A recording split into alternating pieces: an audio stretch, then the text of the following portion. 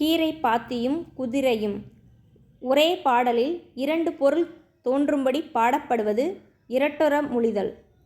இரட்டொரமொழிதல் என்பதற்கு மற்றொரு பெயர் என்ன? ஸ்லேடை. கட்டி அடிக்கையால் கால்மாறி பாய்கையால் என்ற கவிதை வரியை இயற்றியவர் யார்? காளமேகப்புலவர். கீரை பாத்தியும் குதிரையும் என்ற கவிதையை இயற்றியவர் யார்?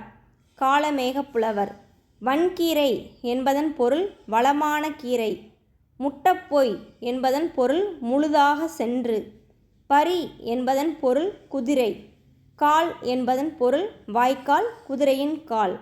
மறித்தல் என்பதன் பொருள் தடுத்தல். மண்ணை வெட்டி தடுத்து பாத்தி கட்டுதல், எதிரிகளை தடுத்து தாக்குதல். காளமேகப்புலவரின் இயற்பெயர் என்ன? வரதன்.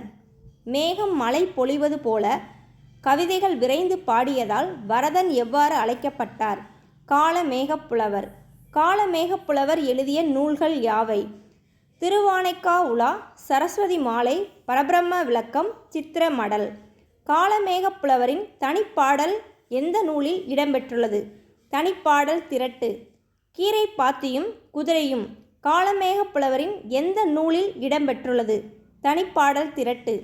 ஏற பரியாகுமே என்ற தொடரில் பரி என்பதன் பொருள் குதிரை. வன்கீரை என்னும் சொல்லை பிரித்து எழுத கிடைப்பது வன்மை கூட்டல் கீரை. கட்டி கூட்டல் அடித்தல் என்பதை சேர்த்து எழுத கிடைக்கும் சொல் கட்டி அடித்தல்.